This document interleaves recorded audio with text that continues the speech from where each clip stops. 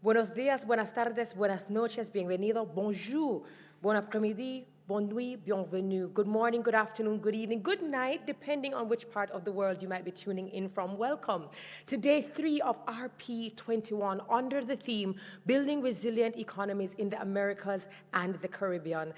The last 2 days have been insightful and informative, and we can expect to see that today as well as tomorrow, which is the final day.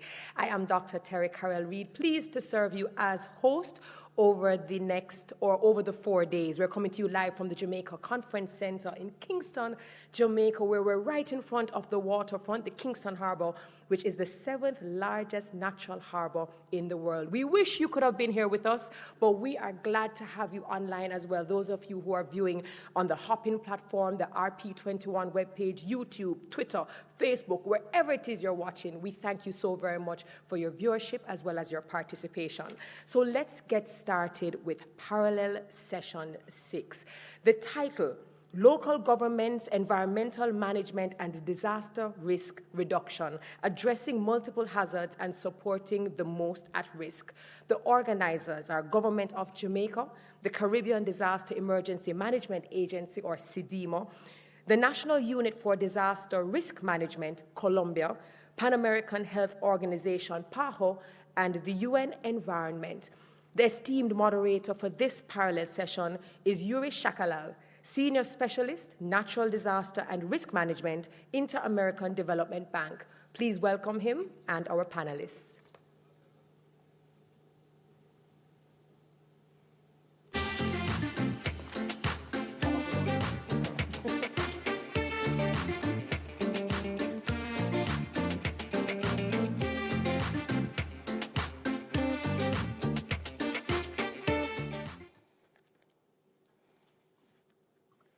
Welcome and good day, distinguished dignitaries and delegates. On behalf of the Government of Jamaica, as the chair of the 7th Regional Platform for Disaster Risk Reduction in the Americas, co-organized together with the United Nations Office for Disaster Risk Reduction and the Caribbean Disaster Emergency Management Agency, CDEMA, I relay a wagwan and a warm virtual Caribbean welcome to all participants, wherever you might be located. I have the distinct pleasure of being the virtual general session moderator for this parallel session 6, focused on the topic local government, environmental management, and disaster risk reduction, addressing multiple hazards and supporting the most at risk. Our session has a wide scope of content and is quite compressed, and as such, before I outline in summary the objectives, relevance, and structure of the session, I remind and ask that key presenters and panelists honor as best they can their allotted times in order that we can cover the ground expected efficiently. I believe you would agree with me that the true front lines of where most of natural hazard, climate change, and more recently, COVID-19 global pandemic impacts is significantly felt is on the ground at community and local levels, often by the most socially and economically vulnerable populations. Here is where the rubber really meets the road. Specifically, with respect to objectives, the core of this session seeks to, 1, explore just how the convergence and manifestation of multiple environmental, climate-related, and biological hazards, example, coronavirus-induced health impacts, are being situationally and contextually managed using a multi-sectoral approach at national and local levels. What are the challenges and what can we learn for future pandemics and other disasters? Another objective is to identify common actors and best practices for the advancement of the Sendai Disaster Risk Reduction Priorities 1 and 2. That is, understanding disaster risk and strengthening disaster risk governance to manage disaster risk. The idea here really is to identify best practices that can be shared, adapted, and replicated by countries within the region or even at a regional level. A third objective is really for us to promote the exchange of experiences between different countries and regions that have successfully integrated disaster risk reduction and climate change adaptation into local government and the management of environmental systems.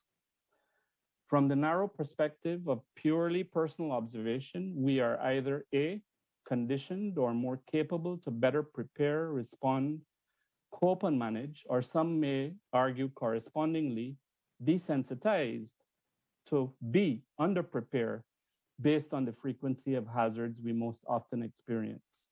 Some may argue that while intersectoral governance structures attain and exist within the conceptual design of our respective national DRM frameworks, that their optimization in actual operational practice or functional practice at local levels can be quite challenged. I believe that we have to better recognize this and seek to rapidly change our operational performance. It mirrors our existential choice at the global level, climate change. We either adapt or perish. Over the past 2 years, the world has witnessed just how COVID-19, often exacerbated by the concurrence of climate-related extreme events, natural and man-made hazards, had led to devastating economic, direct and indirect impacts on health, social and economic and financial systems, including accompanying social unrest, while cascading across sectors and countries, either triggering or threatening partial or total system failures. In terms of relevance, fundamentally, the session is seeking to advance our understanding of how coherently best at a local governance level to address multiple cascading hazards that are capable of precipitating systemic failure risk for the most vulnerable. In terms of structure of the session, in summary, we have a feature address by our key presenter, Honorable Homer Edward Davis, Minister of State in the Ministry of Local Government, Rural Development. We have a short video sharing some recent regional experiences.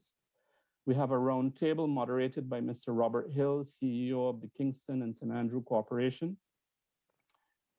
And we have, which features panelist mayors from Colombia, Trinidad and Tobago, Jamaica itself, along with parish level disaster coordinators for municipal corporations.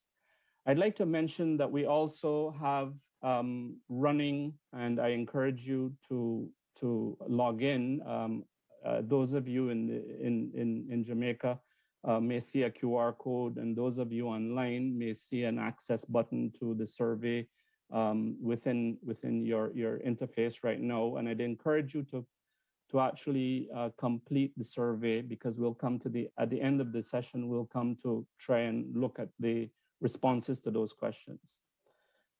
But before I go on, and before I invite the Honorable Edward Davis, Minister of State, to deliver the feature address, a few words of short introduction of the Minister. Minister Davis is an experienced politician who is consistently agitating for the development of his constituents and wider Jamaica. He is the Member of Parliament representing the constituency of St. James Southern. Amongst his many achievements, the Honorable Minister has previously served as Councillor for the Cambridge Division, the 17th Mayor of the City of Montego Bay, and the Chairman of the St. James Municipal Corporation. He has also functioned as the Director of the Montego Bay Chamber of Commerce and Industry from 2000 to 2006. He is also a Justice of the Peace, and he was also awarded the Order of Distinction in the rank of Commander on October 2018 for his dedicated public service in the field of local government. The Minister places a high value on education and community development and wholeheartedly embraces the spirit of partnership and openness for investment to achieve the vision of shared prosperity for Jamaica. Without further ado, I invite the Honorable Minister to deliver the feature address. Minister? Thank you. Good morning to our viewers. Good morning to our listeners. Today is indeed a great day for Jamaica. Yuri Chakahal, Senior Specialist, National Disaster Risk Management, Inter-American Development Bank, Mr. Robert Hill, Chief Executive Officer, Kingston and St. Andrew Municipal Corporation, Mr. Delroy Williams, Senator, Councillor, Mayor of Kingston and St. Andrew Corporation, Elena Coombs, Parish Disaster Coordinator, Clarendon Municipal Corporation. I will now give the keynote address. The slowness and complicity of bureaucracy have for many years been identified as key reasons why governments fail to consistently deliver timely policy outcomes for their citizens. This takes on a particular meaning when the pressure of leading vulnerable societies located in our geographic regions are taken into account. There's no question that in the Americas and the Caribbean, we go up and slide down a slippery economic ladder. And this is significantly attributable to the constant assault of climate change on our physical space and on our population. We live year by year, hoping that our national and regional efforts to create sustainable mechanisms for achieving disaster risk reduction will not be swept away by Mother Nature. When it comes to the effects of disaster, the Regional Assessment Report on Disaster Risk in Latin America and the Caribbean 2021 provides some sobering statistics. It states that 1 out of every 4 disasters registered in the world occurred in this region. 277 million people in Latin America and the Caribbean have been directly or indirectly affected by disaster events. 53% of global economic losses due to climate-related disaster were produced in Latin America and the Caribbean. These challenges have been amplified by the severe impact of COVID-19, which has been with us for the last 18 months. This region accounts for more than 20% of the world's cases and 30% of global fatalities.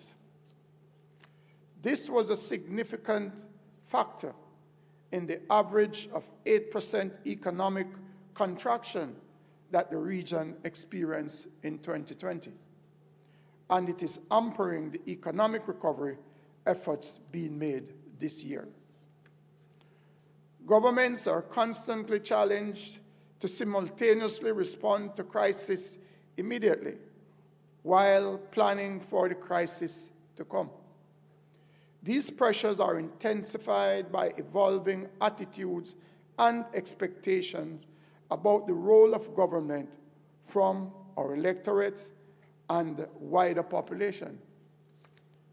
In this pressure cooker environment, it is perhaps unsurprising that policy misalignment exists. However, it is also true that a lack of policy coherence is not inevitable. It is not doomed to happen. Ultimately, it is an outcome of leadership at the political and administrative levels, both national and municipal. The government of Jamaica has been deliberate in creating a governance structure that seeks to connect policies for which a range of ministries is responsible, and strongly promote partnership between ministers and their ministries. The expression we use for this is joined up government. In addition, this government, since it came to office in 2016, has featured a unique ministry, the Ministry of Economic Growth and Job Creation. This ministry falls under the supervision of the Prime Minister of Jamaica and includes among its policy responsibilities planning, land, environment and climate change, water, and public works. This reflects our position that the protection and promotion of the environment and the implementation of climate-smart technologies in public infrastructure are part of the push for a high and sustained level of economic growth and economic development. It also reflects the government's view that economic expansion, environmental protection, and other elements of disaster risk reduction are not in conflict with each other and must be pursued together. This super ministry therefore brings all the elements of the planning, regulatory, and implementation processes together in order to streamline development process. The decision to treat disaster risk reduction as a high priority component of the strategy to achieve economic growth has been shaped over decades by special vulnerabilities that Jamaica has a small island developing states.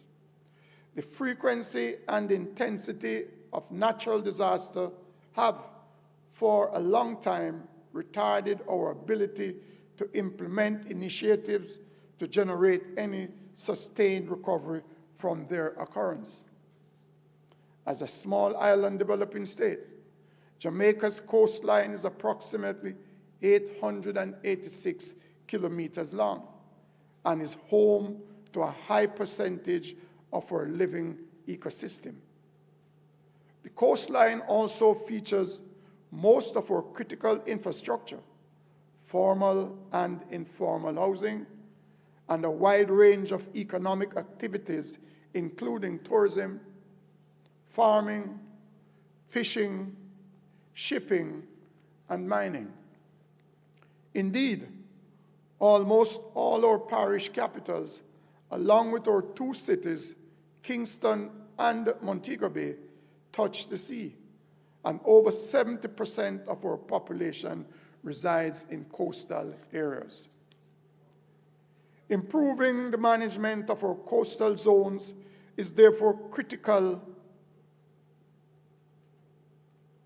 importance for the preservation of the environment, including marine life, as well as for the protection of our tourism, agriculture, fisheries, forestry, and water resources, all of which are climate sensitive.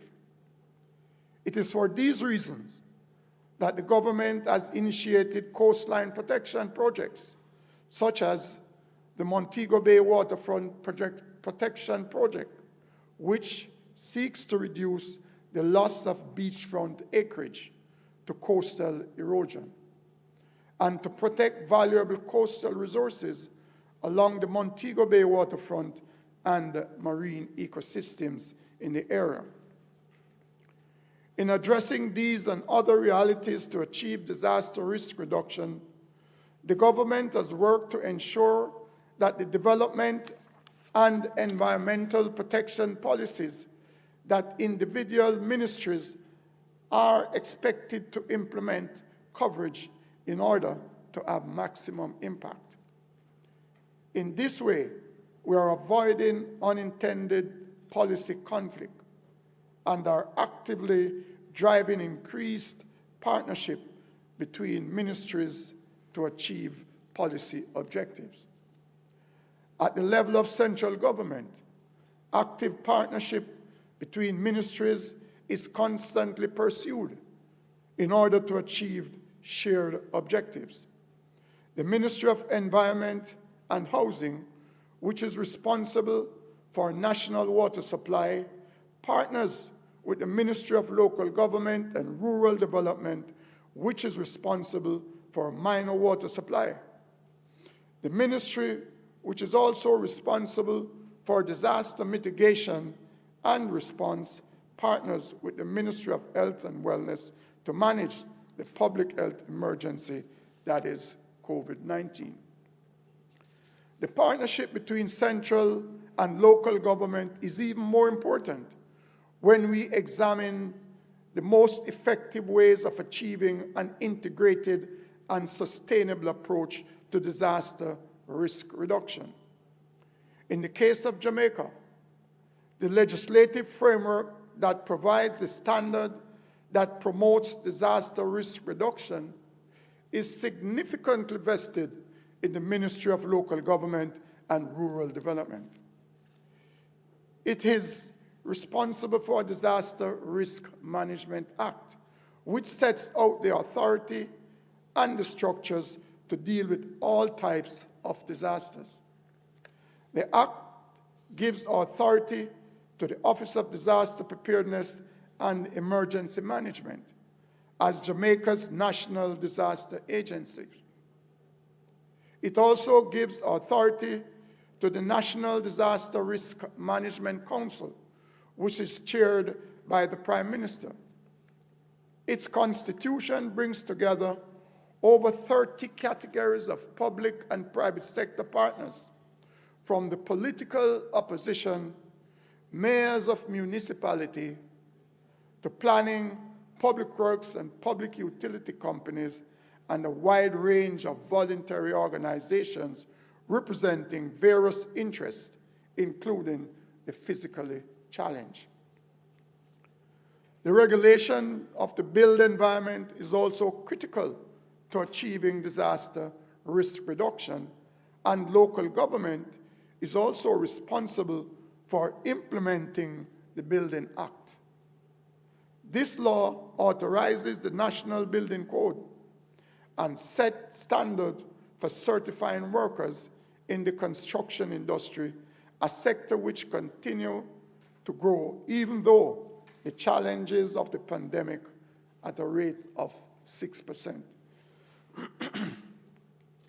It empowers the local authority to act as local building authorities, responsible for the regulation of the built environment in their jurisdiction and for spatial order. It also facilitates the development approval process, which is managed by local authorities and is a structured, multi-agency regulatory mechanism for ensuring that applications for construction projects of all types and sizes comply with all established rules. This is a critical process which receives application for construction projects for hotels, malls, houses, and everything in between, and their potential impact on our environment, as well as their ability to withstand disasters, are essential part of the consideration. Despite very significant advances, challenges remain. The placement of significant parts of Jamaica's housing stock, especially in formal settlements in environmentally sensitive areas, is a major barrier to ideal levels of disaster risk reduction. While the Building Act has a specific objective of preventing squatting, a total government approach, which features the Ministry of Housing and Urban Renewal, Environment and Climate Change, is being implemented to address this problem through the development of a squatter management policy. The preliminary works involve a comprehensive survey of the extent of illegal settlements across Jamaica, and 219 such areas across half of the country have already been assessed. The policy will not only address the prevention of squatting, but also the problem of what to do with the settlements that now exist. This issue is a multidimensional challenge to disaster risk reduction, and our experience in managing COVID-19 has demonstrated this. I was privileged to assist in addressing these problems as mayor of Montego Bay before September 2020 and as a parliamentarian since.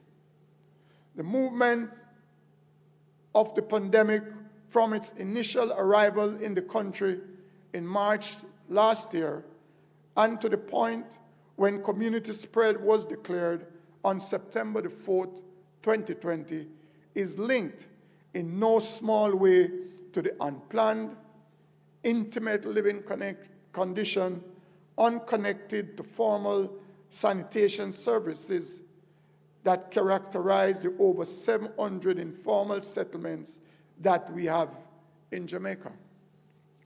The authority given by Disaster Risk Management Act effectively ensures that local government has and continue to play a vital role in managing all forms of disaster, including COVID-19. The implementation of all the public health protocols, inclusive of restrictions and other containment measures to fight the pandemic, has its legal foundation in the Act.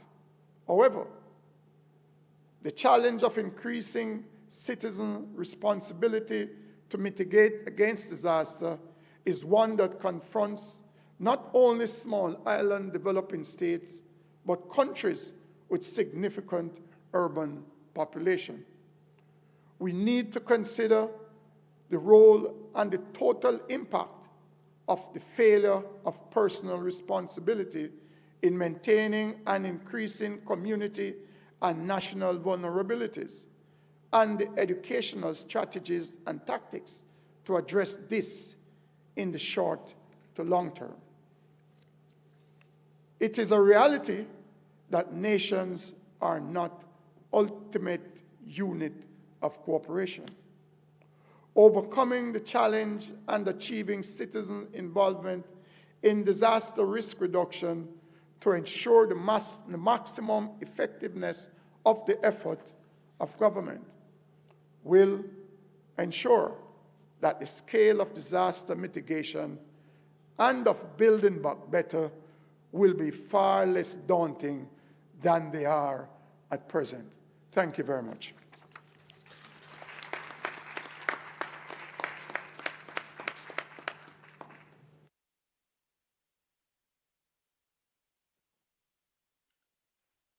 Thank you, Minister Davis, for your address. I think it was quite insightful, particularly with respect to the joined-up approach and the significant and important role of local government. I was struck by the example of the Building Act that you indicated, and not to mention the role of the citizenry in our own responsibility for managing our own risk as well.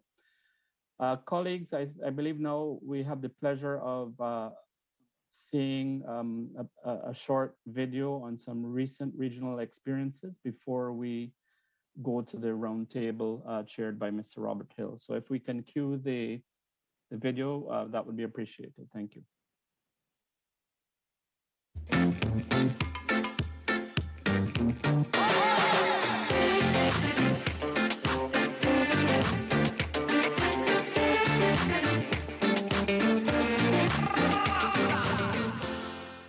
Good day, my name is Mikhail Johns, and I am representing the Ministry of Local Government and Rural Development for Jamaica, MLGRD.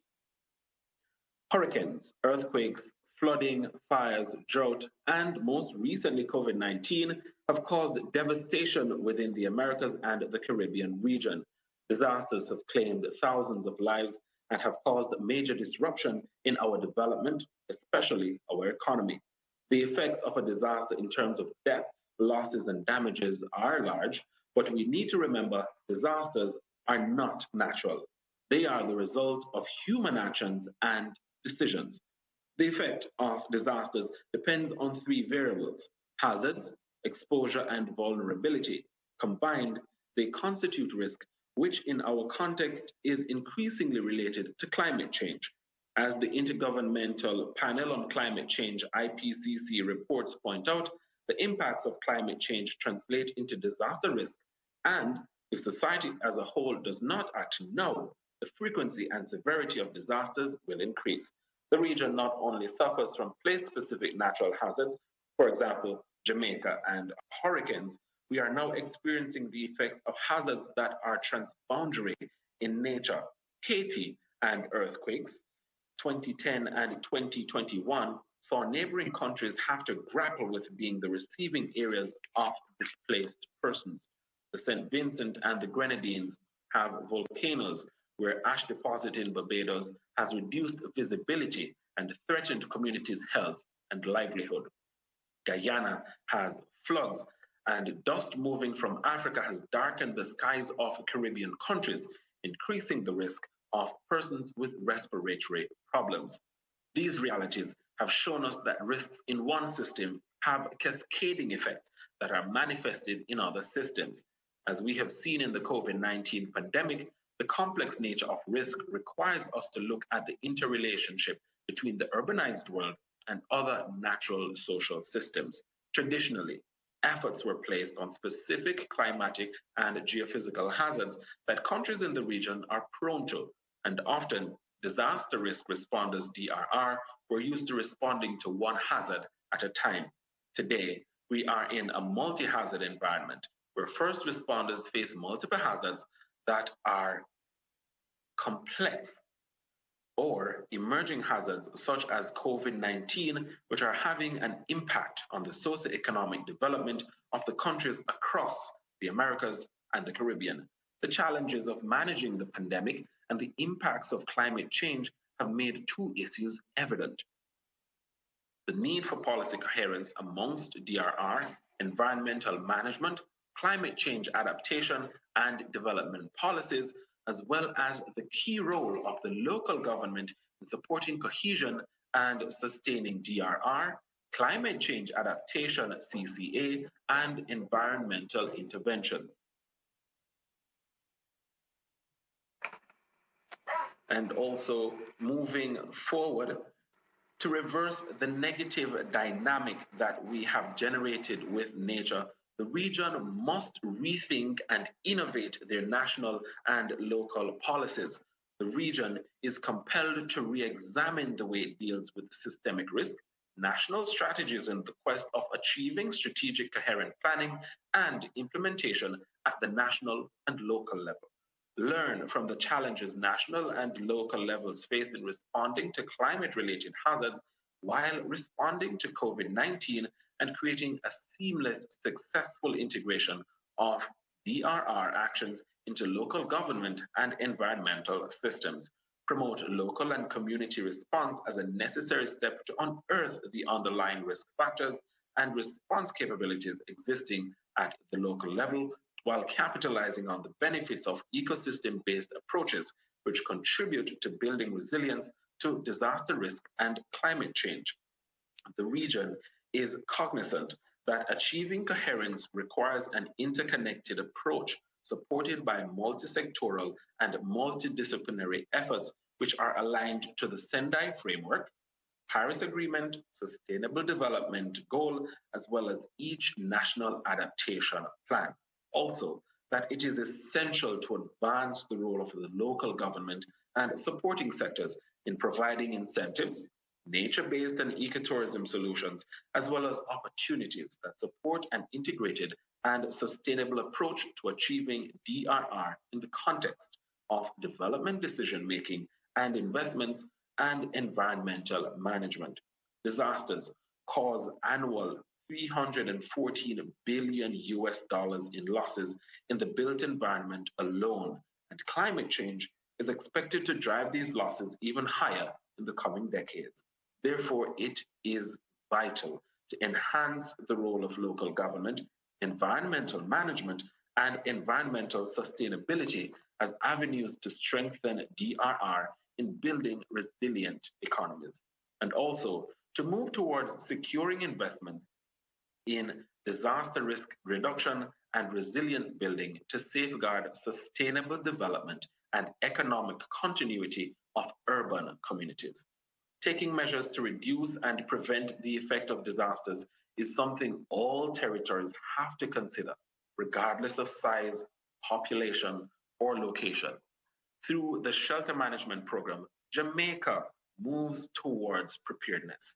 With a total of 867 shelters across the island, Jamaica is committed to temporarily house persons who may be impacted in a disaster event or live in vulnerable locations and have to move to a shelter before the impact of a hazard.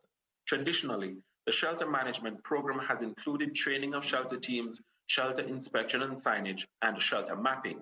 Given the impact of COVID-19, shelter guidelines had to be revised in keeping with the COVID-19 standards to include sanitization, temperature checks, and isolation spaces designated for families within the shelter. An innovation coming out of guidelines is a new role. A designated member of the shelter team is now responsible for screening and temperature checks of shelterees prior to entering the facility. All facilities also have isolation rooms as stipulated by the Ministry of Health and Wellness, MOHW.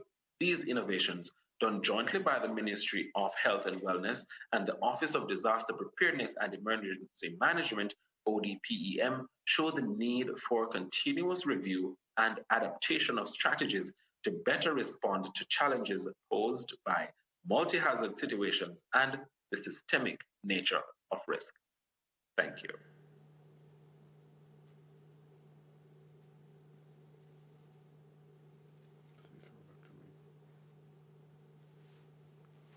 Thank you very much, and I will expect that Yuri would have thrown back to me, but thank you, Yuri. My name is Robert Hill, Chief Executive Officer of the Kingston and St. Andrew Municipal Corporation here in Kingston, Jamaica. So let me therefore say good morning, buenos dias, buenos tardes, bonjour, bon dia, from across the region, Kingston, to our partners and officials across the Latin America and Caribbean region joining us here for this roundtable session. You would have seen that the video preceding my presence here showed the operational framework of how we manage disasters in Jamaica. And it's my pleasure to introduce the members of this roundtable, first with my own boss, mayor and friend, Mayor Delroy Williams, CD, Kingston and St. Andrew Municipal Corporation, the chairman of the Kingston and St. Andrew Municipal Corporation and mayor of Kingston. Our good friend from Trinidad and Tobago, Mr. Glenn Ram, Parliament of Trinidad and Tobago, the advisor to the Member of Parliament of Kumuto and Manzanilla in Trinidad. Our local representative in terms of disaster coordination, Ms. Eleanor Coombs-Waith, Parish Disaster Coordinator for the Parish of Clarendon, and of course, Mayor Maria Emilcin Angulo, Mayor of Tumaco, Norino in Colombia. And these, ladies and gentlemen, are our members of the roundtable session, which will be addressing two major questions. The first question, how can greater coherence between policies, legislation, and planning for DRR, environmental management, and climate change adaptation and development be fostered at both the national and local levels? The second question, what can local governments learn from COVID-19 for future pandemics and other disasters?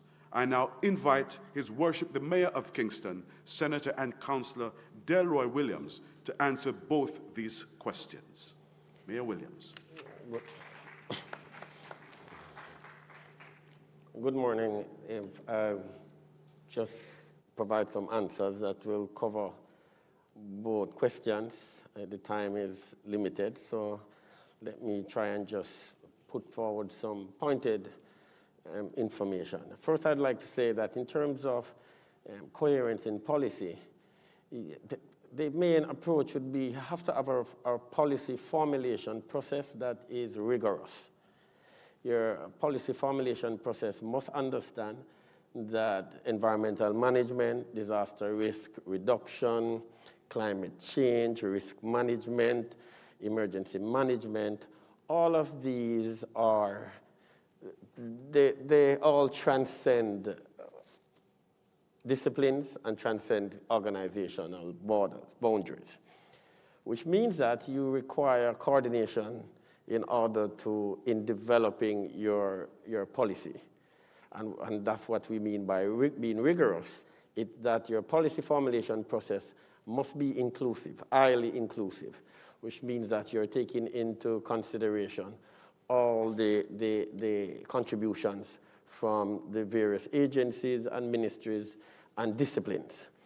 The policy formulation process, by also being rigorous, we wanted to what we refer to as to have seamless coordination. And that is necessary because of the complexity of the issues confronting us, all the various issues which are climate change issues.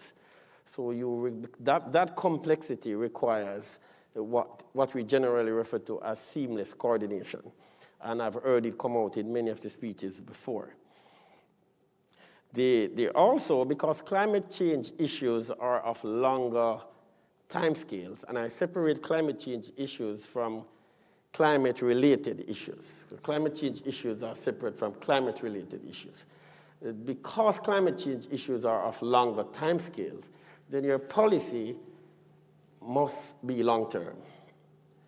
And that long-term policy direction is good for legislation.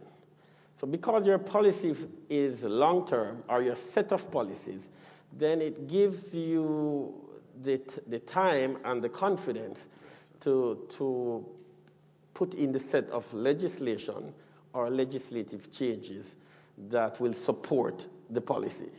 And so the point here is for your policies must be, formulation process must be rigorous, and the policies must be long-term in terms of their direction. I quickly also like to mention that local government, to have the tools for effective and timely management, for us to have the tools for effective and timely management of risk, there are 3 specializations that must be brought together. One is the specialization of climate change. Then you have the specialization of risk management. And then you have the specialization of emergency management at the local level. These are 3 separate specializations that must be brought together if you are going to have the timely and efficient management of issues relating to climate change. Now, the question then is, how do you bring these together? Well, such a complex process can't be delved in here, but I would summarize it as follows, easily, that it requires will, understanding, policy, and last and very important, funding. Yes. And so that is very important to bring these set of specializations together for your approach to be effective. The final point I would like to make is that climate change is becoming an emergency management issue. Yes. Previously, it wasn't. It is becoming an emergency management issue. And a key component of developing an emergency management program at the local level is your hazard, risk, and vulnerability assessments. A particular problem you might have is that local government managers, emergency managers, or municipalities are used to operate in terms of risk at shorter timescales. And therefore, because you want to include climate change issues within your hazards, your hazard and vulnerability assessment, you have to now think in longer timescales. And that is an issue that must be emphasized at your local level so that your assessments, your hazard, risk, and vulnerability assessments do include the climate change issues. And so the point is to have that, your emergency managers have to begin to think long-term. Thank you very much. Thank you, Your Worship. You have certainly set a very high bar, hard act to follow. And so we're enriched by the contribution in terms of how you have responded to these very complex issues presented in these two questions. I now invite Mr. Glenn Ram, former Mayor Glenn Ram of the Trinidad and Tobago, to bring his contribution in response to these two policy questions.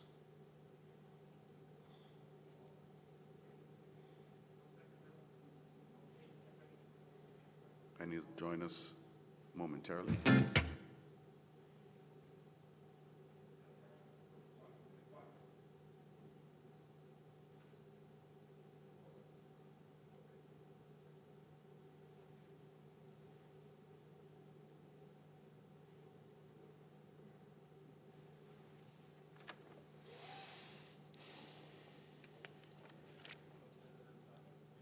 Mayor, I'm on.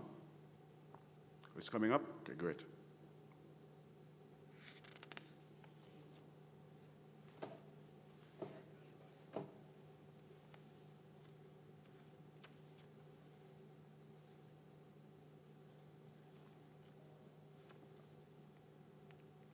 Oh, there he is. I see him.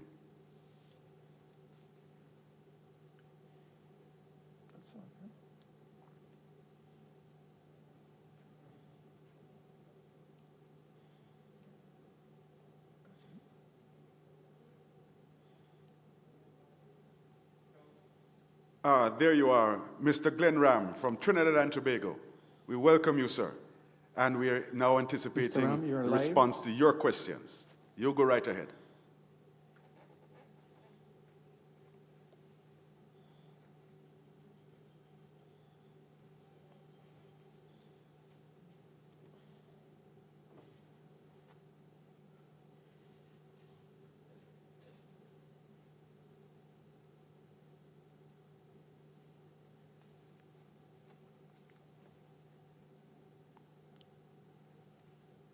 Is he hearing us? Mr. Ram? Okay. Okay.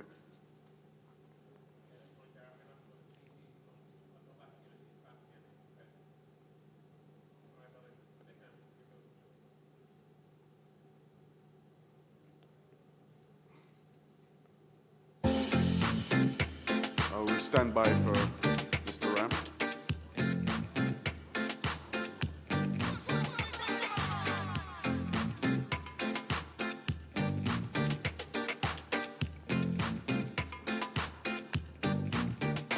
Also take the time to acknowledge our mayors that are here, mayors and deputy mayors, councillors, also our disaster coordinators and colleague CEOs from other parishes that are joining us as well.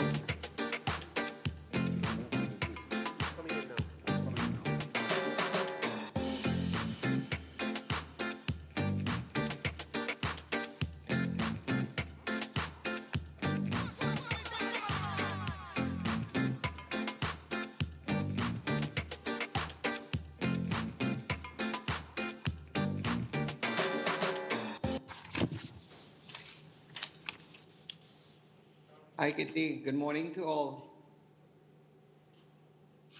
So, all my friends from all over the Caribbean, Latin America, and the Americas, good morning to all. I had the privilege of listening to my good friend and colleague from Jamaica, Mayor Delroy, as it relates to the policy, legislation, and planning for DDR, environmental management, climate change adoption. In terms of it, I agree that we need some rigorous policies and legislation in terms of how we move forward in terms of these very important aspects. In terms of the Trinidad and Tobago perspective, in 2019, we adopted passed in the Parliament National Climate Change Policy, and it dealt with a number of framework and mitigation processes in terms of it. So we were able to pass some laws and things that we wanted to transcend at the local level, some of it was adopted. But at the end of the day, with the whole impact of COVID-19 and so forth, we have the situation where we have to deal with additional disaster reduction risk. And in terms of it, local government, I'm saying in terms of Trinidad, local government is not given all the tools, resources, the adequate human resources, and so forth, even financial resources to actually deal with this. Things are done at a national level, but actually when it transcends down to local government, it's something that we have to deal with. So I agree with in terms of policies and that needs to be taken at the national level so we could actually deal with policies and legislation, because as was shown in the slide before, some of the disasters we have within our region, and Trinidad, we are not immune. We are known for flooding. We had a number of freak storms and storms that affected our country, and it impacted the poor and the destitute and those at the lower end of the ladder. So in terms of it, we need to really foster that policy and legislation, proper planning at the central government level, and implement it in terms of the local government level, so that we can actually deal with these disasters and so forth that happen. Also in terms of it is that we are very much strapped in terms of not only hello Kareem. We're hearing you. Hello.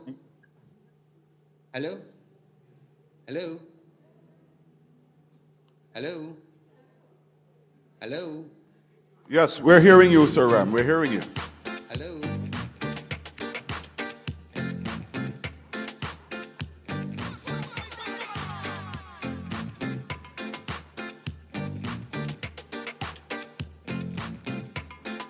This may have been a temporary audio problem. We'll fix that right away so we can continue with Mr. Ram.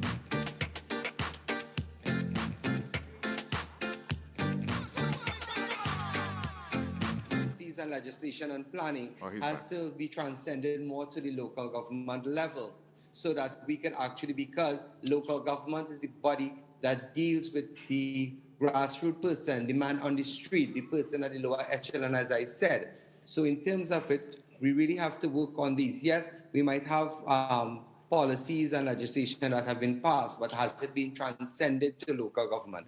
And again, with the eminence of COVID into the whole thing, our resources have been stretched to capacity in terms of dealing with disasters within the region and so forth. So I am in support that we really need to foster these policies and get proper legislation and really have that twinning, so to speak, of the national level, at the national level, transcending to the local government level, so that we could really deal with disaster and the disaster risk reduction within the region. As I said, because we are not immune in Trinidad, we have dealt with a number of issues that affected this country, and so people lost their lives and they lost their livelihood and so forth. And the thing about it too is that, just to detail a little bit, is that in terms of it, we are looking in this country that in terms of the agricultural sector, this is one of the sectors, and because of this whole issue with climate change and disasters and so forth, this has affected us a lot in our country. So we really need to foster and get that policy and get legislation in place and get that coordination, so that we could really foster and deal with the issues that affect countries like ours and the region as a whole. Thank you very much, Mr. Ram. From Trinidad and Tobago, please, let's give him a round of applause. And as we move on with this roundtable discussion, it's my pleasure to introduce a local practitioner here in Jamaica. She is Mrs. Eleanor Coombs-With, the Parish Disaster Coordinator for the Municipal Corporation of Clarendon. Mrs. With, over to you. Thank you, sir, and pleasant good morning to everyone. In attempting to answer these two questions posed, I want to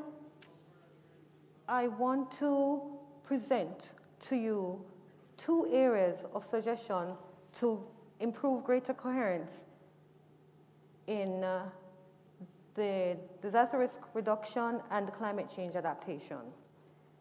They are improved coordination and strengthened financial resources, and mainstreaming climate change adaptation and disaster risk reduction principles in our daily operations. Institutional entities with the responsibility to coordinate often do not have or are limited to implement and fund various projects and programs outlined by policies, especially at the local implementation level. It is critical that the human, technical, institutional, and financial capacities are strengthened so that these policies, standards, and regulations are effectively coordinated and enforced. And this will result in better enforcement of no-build zones, the preservation and management of protected areas, such as our mangroves, our forests, and our rivers, and managing and reducing risk, such as facilitating informed decisions to reduce development in vulnerable areas. Another area that I would like to focus on is improving the engagement of civil society and institutions on various platforms and through partnership with the NGOs, donor agencies, and the ministry's department agencies. This improvement or this engagement will improve policy and legislative coherence in environmental management process. By utilizing the various mechanisms and mediums, parishes such as Clarendon, Manchester, St. Catherine have led the development of a local sustainable development plan, which lays the foundation of the formulation and implementation of environmental actions, which includes disaster risk reduction and climate change adaptation projects and programs. It is important that the promotion of these environmental management, including DRR and CAA, is critical to the success of the Sendai framework, which is also aligned to the Vision 2030 and the Sustainable Development Goals. The message of resilience requires a deliberate, robust communication strategy among all sectors and civil society, which is indicative to address the issues of making climate change adaptation and disaster risk reduction a way of life, a lifestyle, and not just another policy document. Local authorities, in partnership with ministries such as Ministry of Local Government and Rural Development, and entities such as Office of Disaster Preparedness and Emergency Management and National Environment Planning Agency and other donor agencies, have credited much success in establishing mitigation and public education campaigns to better respond to the effects of climate change and disaster risk reduction. Risk-informed, evidence-based plans with proper monitoring evaluation system targets the improvement of designated shelters, especially in flood-prone and low-lying areas, the strategic placement and equipping of emergency stores, the constant training and retraining of emergency volunteers, and the installation of signs and early warning systems. These are simple but profound processes that are engaged in building capacity. These processes, however, can only be sustainable via financial incentives, the use of traditional and social media, and heavily investing in human and technical capacity. It is necessary for all entities to strengthen the strategic, operational, and technical capacity for greater resilience. And prioritizing disaster risk reduction and climate change adaptation to sector and civil society's visions and goals will enable the success of goals number 4 in Vision 2030 and goal number 13 of the Sustainable Development Goals action to align in with the Sendai framework and other climate actions. So facilitating incentives, strengthening capacity, and increasing resources to prepare, respond, and recover in urban centers as well as rural town centers with urban characteristics highlights the importance of investing more in established risk-informed, evidence-based plans with proper monitoring and evaluation system, which will result in well-guided, detailed decision, policy making, planning, and continuous learning that will improve synergy at all levels, reduce local risk, and vulnerability, and of course, increase resilience. Now, COVID-19 has come with radical uncertainties and caused trauma worldwide. And municipalities are therefore mandated to manage other emerging hazards while maintaining or managing this pandemic. It is therefore critical that proper assessment and planning, utilization of resources, sensitizations, and simulations be effectively implemented to adapt or aptly respond to an event. I want to present to you that to attain maximum resilience, we need to partner for resilience. And how do we do this? To increase this resilience for future pandemics and other emerging hazards, we need to invest in and develop multi-hazard risk assessment profile with communities and local authorities that are densely populated and with eco-social vulnerabilities to forecast various models. And this will show the probability of the spread and best responses with locality. We also need to strengthen partnership and establish networks to train, assist, and support persons in the parish, especially to the vulnerable population, to include psychosocial support system, and establish and maintain multi-level coordination, a bipartisan committee, and that was practiced in Clarendon, to include relevant key stakeholders to establish proper decision-making for real-time issues, policy for necessary intervention, and crisis management. And last but not least, exercise priority planning by aligning the short-term emergency responses with the long-term effects of the pandemic to include food, medical, educational, and economic security. In essence, the pandemic has provided opportunities for municipalities to think out of the box in addressing and responding to other hazards and crisis management. It is therefore essential for local governments to practically engage all key stakeholders through consultations for better and efficient multi-coordination and cooperation to achieve resilience. Thank you. Thank you very much, Mrs. With, very comprehensive response. Let me invite now Mayor Maria Emilsen Angulo, Mayor of Tumaco, Nariño in Colombia.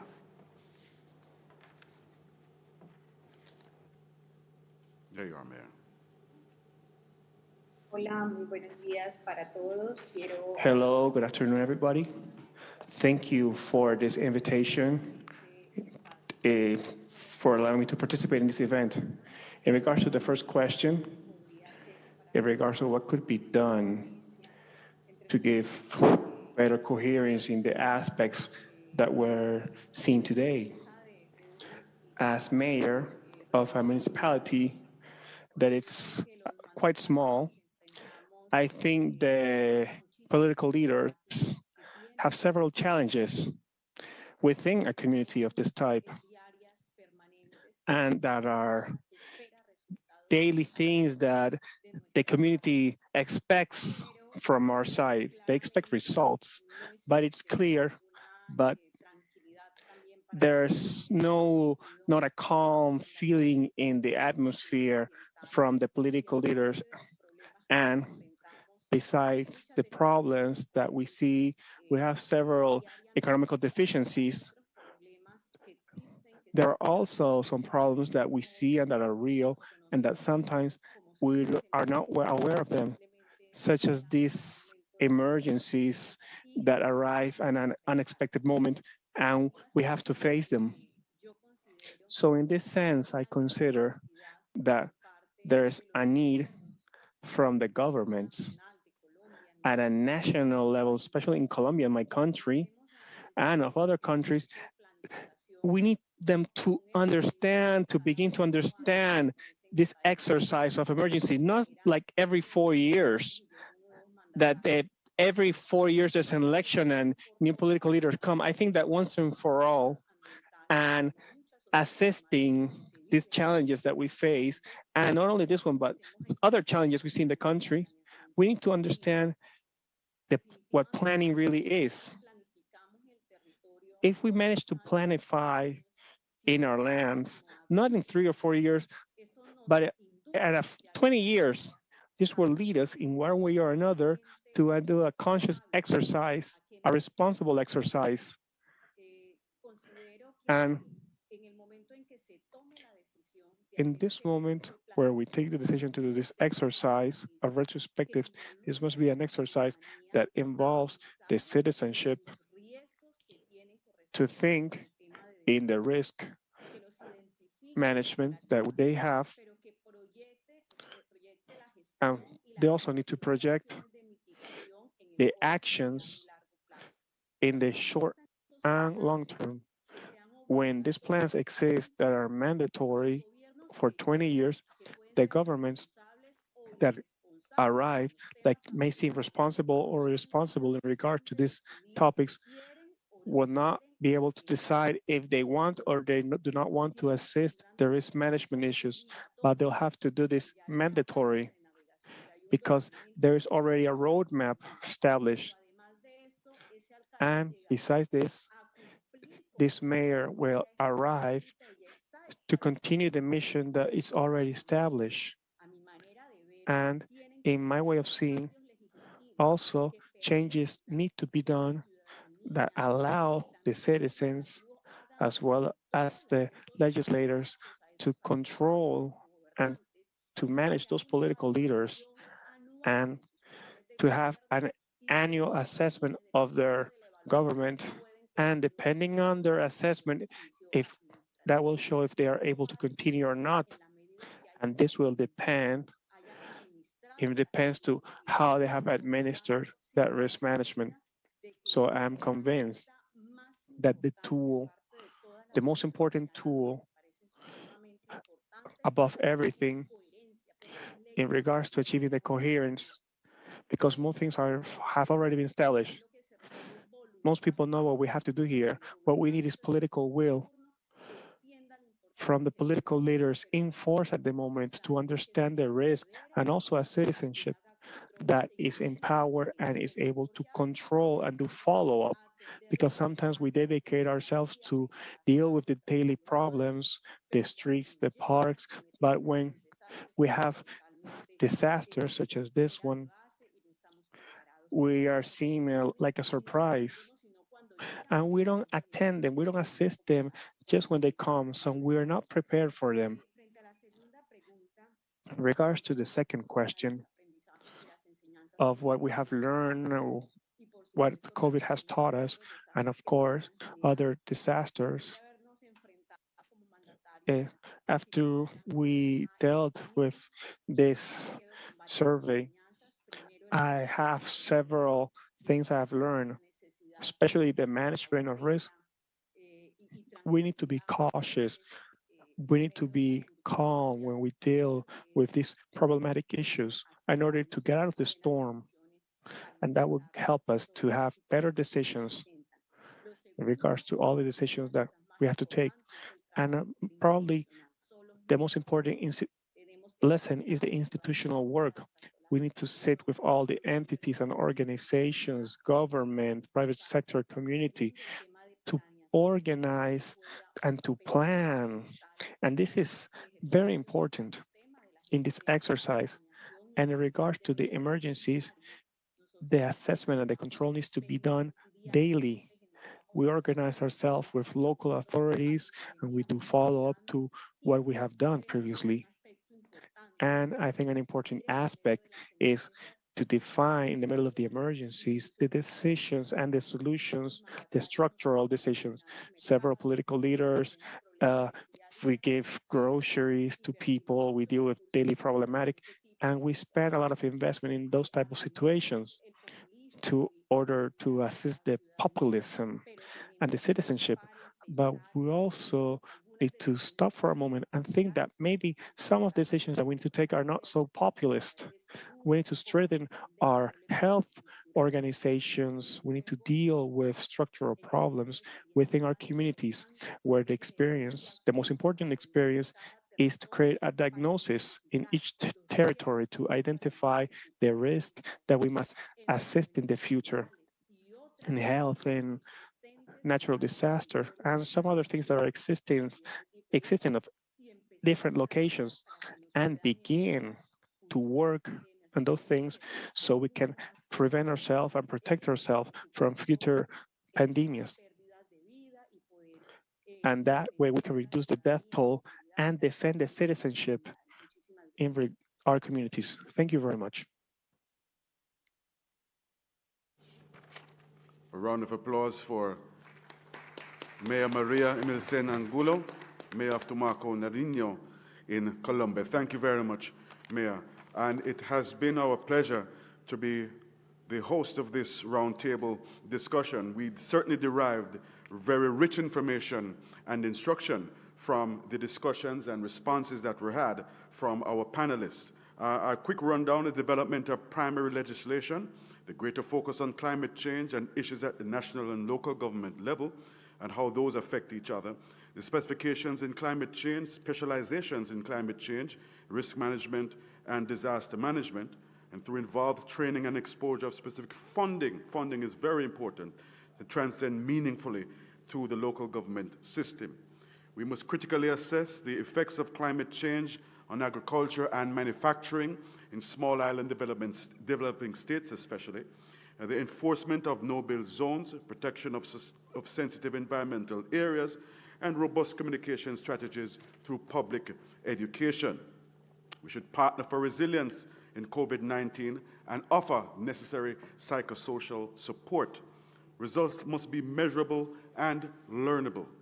The exercise of the emergency, the active involvement of our citizens, and the emphasis on performance outcomes. It has been my pleasure to be your moderator, and let me again thank Mayor Delroy Williams, Mayor of Kingston, Mr. Glenn Ram of the Parliament of Trinidad and Tobago, Ms. Eleanor Coombs, Parish Disaster Coordinator for Clarendon Municipal Corporation, and Mayor Maria Emilsen Angulo, Mayor of Tumaco, Nariño, Colombia.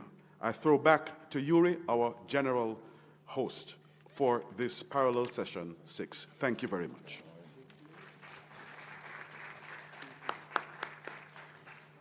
Thank you very much, Robert, and thank you to the panelists. Excellent, very rich conversation. I think the thing that is striking me the most is that I think that there is consensus that obviously greater policy coherence is needed. I was struck by the Mayor of Kingston's outlook, particularly that we should be having long-term policy direction. In summary, some of the things that really jumped out, I think, was the need for coordination, greater stakeholder collaboration between private sector, civil society, and government in the planning.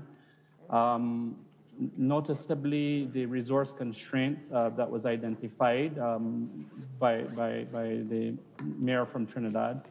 But what was quite interesting for me was the point that was introduced by the mayor from Colombia with respect to almost performance-based measurement or monitoring of risk management performance at the local government level, and that the citizenry having a role in observing that risk management performance by the authorities. So I think generally the consensus is that greater policy coherence is needed, more seamless coherence is needed, obviously more legislative work, but a lot of effort on the coordination and the resourcing of that coordination. Before we close out, perhaps we can go to the questions that were identified on the screen. I think the key question with respect to major gaps to integrating local governance and local planning for sustainable environmental management and disaster risk reduction, I think an overwhelming majority of people identified finance and management are the major gaps. So I think we have a clear readout that's consistent with what was presented by the panelists in terms of the gaps and challenges, and large consensus around financing and management. Can we have the second question? In terms of practices and having that are having the most impact on local governance and environmental management, supporting DRR in the region. Overwhelming response was that partnerships for disaster risk reduction and climate adaptation at local level is required. So I think that too, the overwhelming response by participants actually fit quite nicely with what the experiences of our local government officials and mayors have advocated in the roundtable conversation.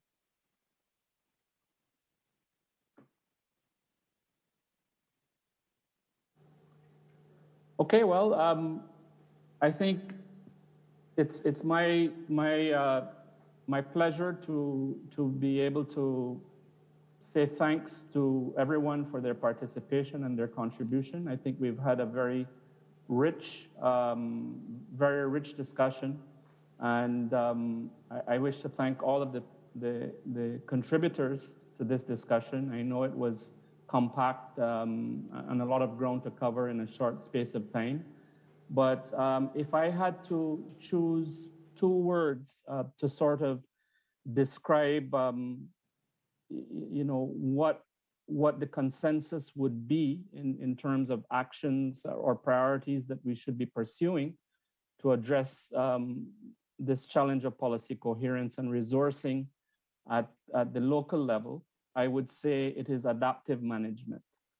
So that we have to be cognizant that while we need policies, we also need the financial resources, we need the coordination, we need the leadership to give effect to this. And in the back of our minds, we should all be thinking about adaptive management based on the scenarios and the almost sort of cascading scenarios confronting us.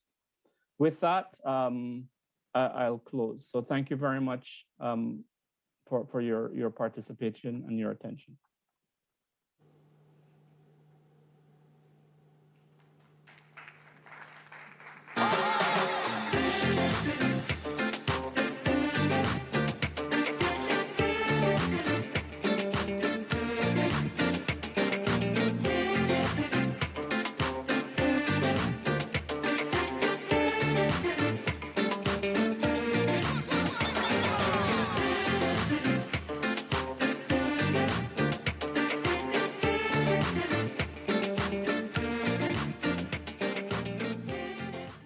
We hear the message loud and clear: adapt or die. Thank you so very much to moderator Yuri Chakalal, Senior Specialist, Natural Disaster and Risk Management, Inter-American Development Bank.